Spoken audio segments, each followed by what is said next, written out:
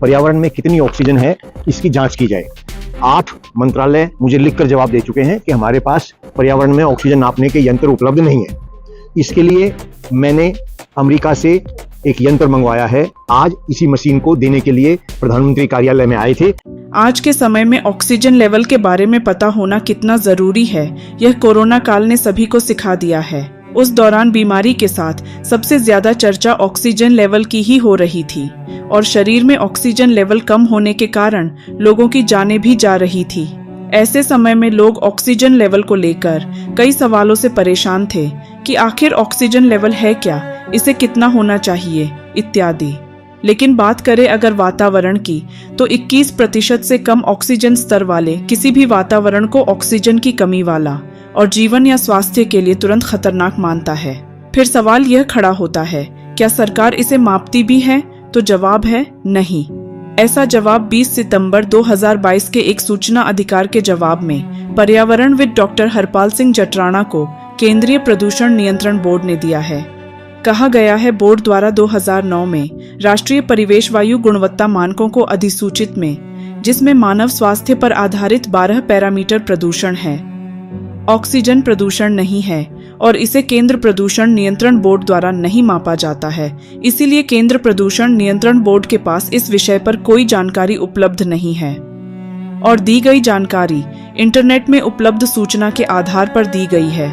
यह जानकारी प्रभाग के पास उपलब्ध नहीं है।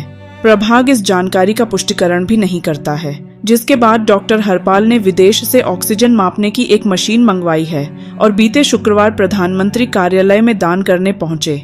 चलिए आपको उनसे ही सुनाते हैं। देश में भारत सरकार और राज्य सरकारों के पास पर्यावरण में ऑक्सीजन नापने के कोई यंत्र उपलब्ध नहीं है।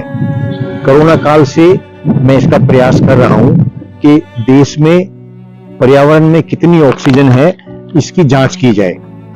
लेकिन 8 मंत्रालय, जिसमें पर्यावरण मंत्रालय भी है, जिसमें केंद्रीय प्रदूषण नियंत्रण बोर्ड भी है, 8 मंत्रालय मुझे लिखकर जवाब दे चुके हैं कि हमारे पास पर्यावरण में ऑक्सीजन नापने के यंत्र उपलब्ध नहीं है। इसके लिए मैंने अमेरिका से एक यंत्र मंगवाया है और हम ये चाहते हैं कि इसका उपयोग देश के लिए किया जाए।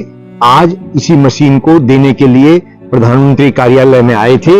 एक ज्ञापन यहाँ पे दिया गया है कि मशीन हम सरकार को देना चाहते हैं, जिससे कि पर्यावरण में कितनी ऑक्सीजन है, कितनी होनी चाहिए, व्यक्तियों के उपयोग के लिए कितनी चाहिए, इन सब की जांच सरकार कर सके।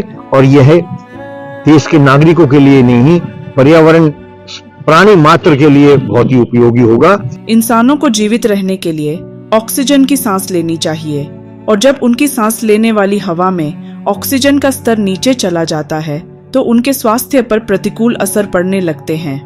जैसे जैसे जनसंख्या का बोझ धरती पर बढ़ने लगा है, प्रकृति का हानि हुई है। आज सरकार को इस ओर संवेदनशील होने और ऑक्सीजन मापने के यंत्र स्थापित की आवश्यकता है। डॉक्टर हरपाल सिंह की बात नई है, जिस ओर किसी का ध्यान नहीं गया। अब ऐसी उम्मीद की जा सकती है कि सरकार इस विषय पर गौर करेगी और प्रदूषण, बारिश के आकलन के साथ साथ ऑक्सीजन का भी आकलन हो। प्राइम टाइम हिंदी से अर्जुन सिंह की रिपोर्ट।